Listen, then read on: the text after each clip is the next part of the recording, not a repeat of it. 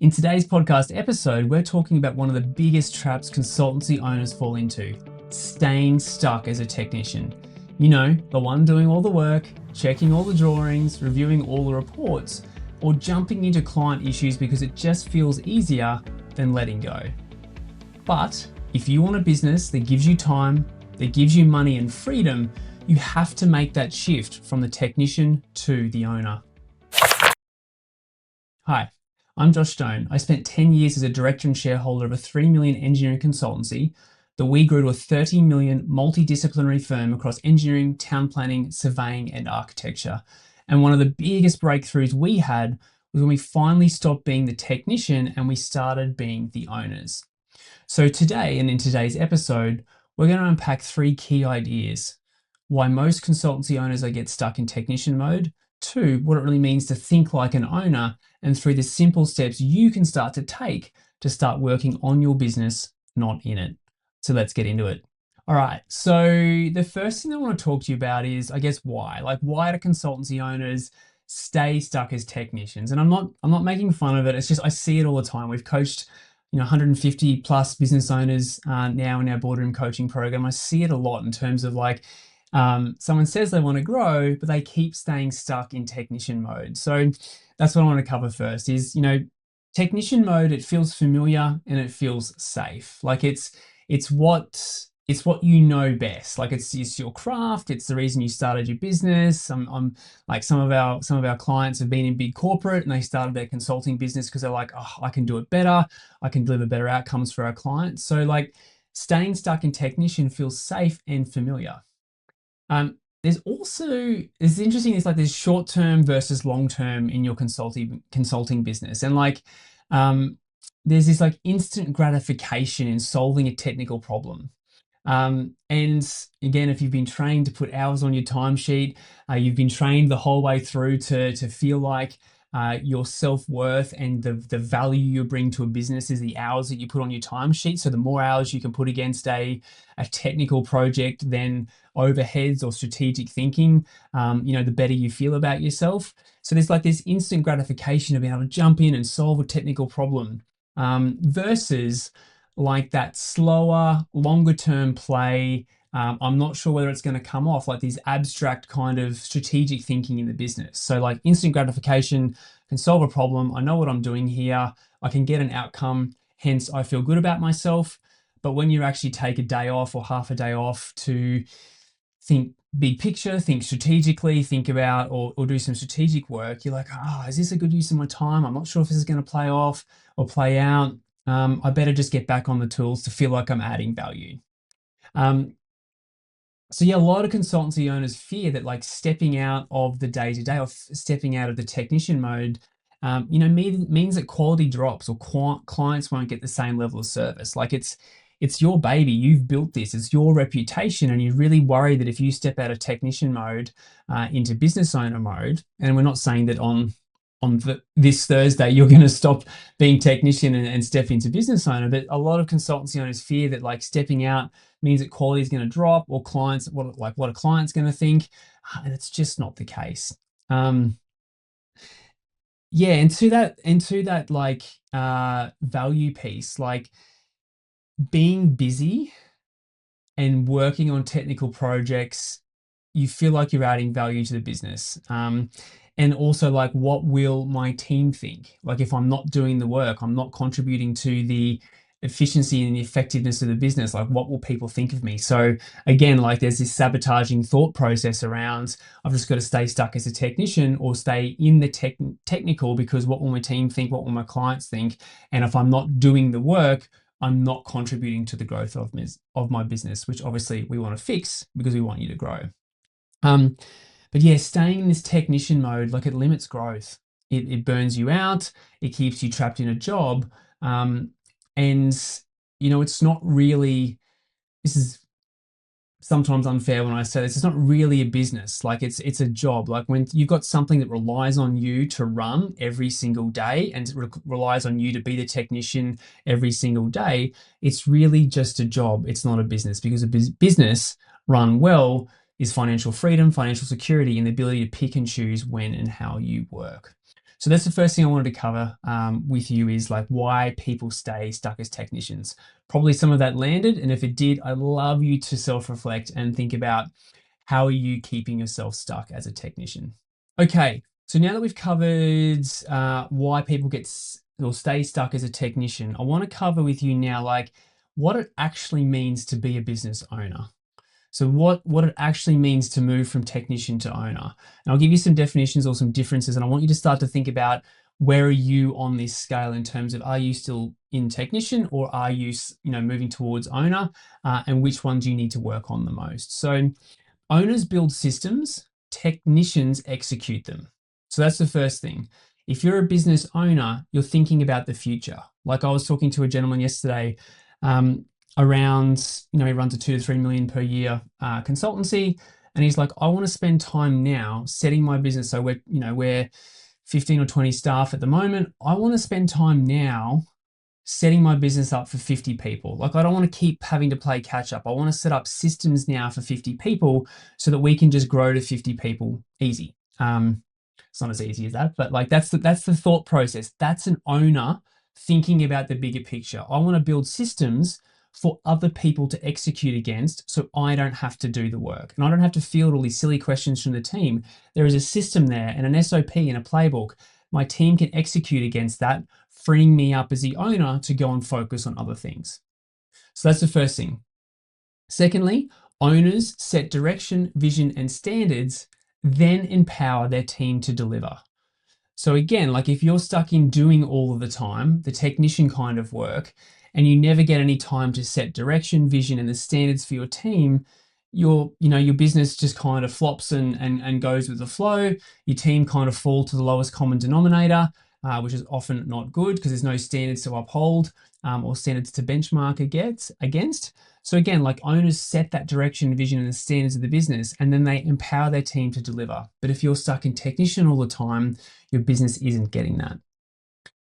The next thing I want to talk to you about is like the owner's role.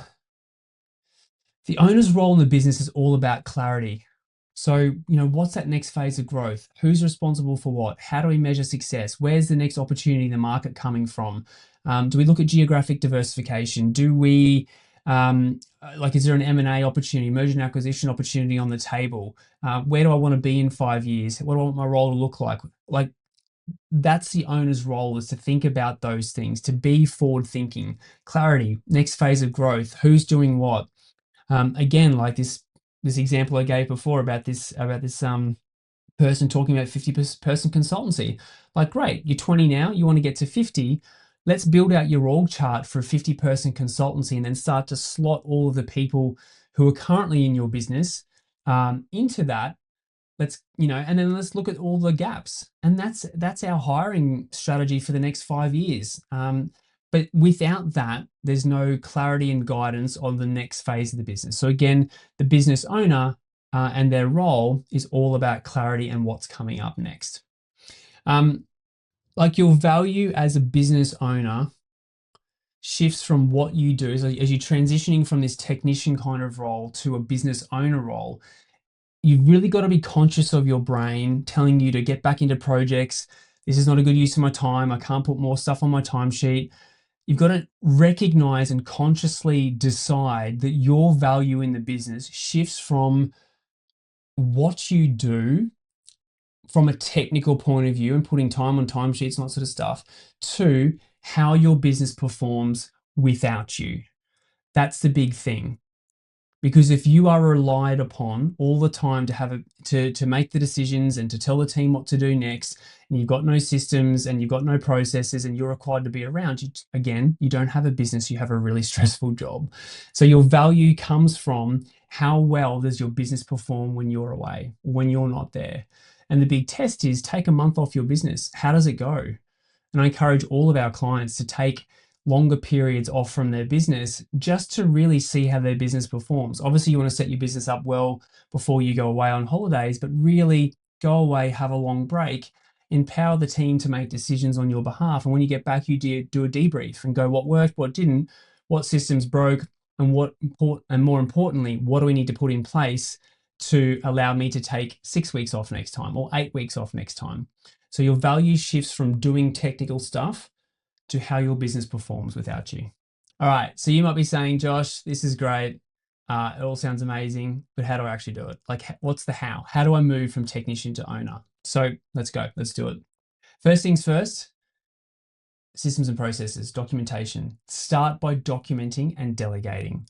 So systemise what you know in your head. So every time you do something, I always say to our boardroom clients or boardroom members, anytime you do something more than twice, I want you to think about, can I delegate this to someone else? If I'm doing this number of times, can I delegate this to someone else? And if the answer is yes, document it, screen record it, write a system or process, or better, delegate that as well.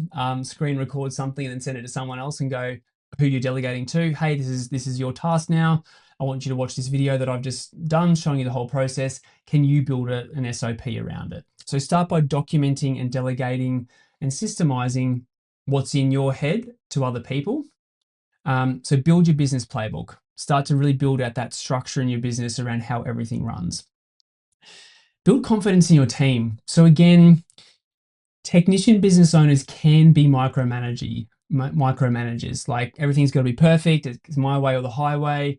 I don't trust other people on my team to do it as good as me. So instead of you doing everything and micromanaging, we want to start to build confidence in your team. So, and let go and just be okay with letting go. So, coach them, train them, hold them to high standards. Don't micromanage them. Let them fail, let them fall, let them pick themselves back up. Let them know that you're there to help them. But you want to build confidence in your team and help them build confidence in themselves so that when stuff does go wrong and you're away traveling Europe or wherever you want to go, they have the sense of self-worth to be able to go, nah, I'm good, I've got this, I know what to do, and I can take it from here. So build confidence in your team, coach, train them, and hold them to high standards. Don't micromanage.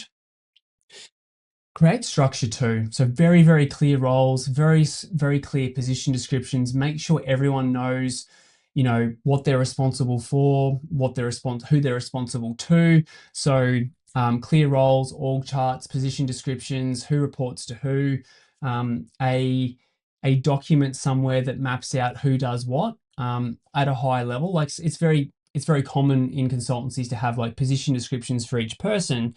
That's never really shared with the rest of the business. So have like an overall document with your org chart that just says this person's responsible for this person's responsible for that. So again, when you're not there, or when you are there, but you've trained your team to not ask you first to go to the documents, they can very clearly see, oh yeah, I've got to go to this person for my timesheet approval, or this person's the expert in post-tensioned design. I've got to go talk to them. So very clear structure, roles, and who's responsible for what and who makes decisions on what too. The other thing I want to talk to you about is protecting your time. So carve out what we call owner's hours each week for strategy review and planning. So I was on a training call the other day with our boardroom members talking about this in terms of like, it's very easy to get pulled into the technical day-to-day doing in your business. But if you map out your ideal week, I want you to actually put some big picture strategic time in there. Like actually, a couple of hours each week where it's big picture, there's no deliverables, no deadlines. It's just you thinking about big picture in your business. Where's it going? What's the next strategic play? Reviewing your business plan, those kind of things. And finally, surround yourself with peers or mentors who think like owners, not technicians. So it's the whole like, you live the life where you're the sum total of the 5 people that you surround yourself with. Surround yourself with peers or mentors who think like owners, who are pushing themselves, who are getting outside of their comfort zone, who are growing, upgrading their lives and their businesses. Don't surround yourself with technicians because you'll just stay as a technician. If you want to be an owner and build a business that gives you time, money, and the freedom that you want, surround yourself with people who are doing that. Side note, that's what Boardroom does. But anyway, that's enough about that. But yeah, surround yourself with people who think like owners, not technicians. Okay, so one of our boardroom members, Raj, was exactly where most consultancies are right now. Like brilliant technically, but caught in the weeds. Like every project, every client issue still ran through him. But he'd built a good business, but he'd not bought a free one. Like he'd not bought a business that he was free from. So together in Boardroom, we work with Raj on like repositioning his role in the business, getting him out of project delivery, really focusing with him on systems, how the business ran, and empowering his senior team to make decisions and run the business without him. I would say within 3 to 6 months of running that process with Raj, like he'd stopped being the bottleneck, his leadership team had stepped up, and the business just it grew. Like I think I looked at the numbers before I jumped on to record this. Like Raj grew his business by 246%, profit margins tripled, and most importantly, he got his life back. So that's what happens when you stop being the technician and start being the owner. All right, so team, if you take one thing away from today's episode, it's this. The technician builds great projects, they run great projects, but the owner builds a great business. And you can't do both forever. So I'd really encourage you to start carving out like time on your calendar and the space to lead, to think, and to really build the systems to free you up. And if you'd like to learn more about how to run a more profitable and efficient business, one that grows consistently, increases revenue, and gives you the life and the freedom you started this business for, I really encourage you to check out our 10 million plus consultancy roadmap training. So it's a step-by-step guide from how to grow from 1 million to 3 million to 5 to 10 and beyond, and helping you build the business that you can be proud of. So you'll find the link to that training below this episode. Take care and talk soon.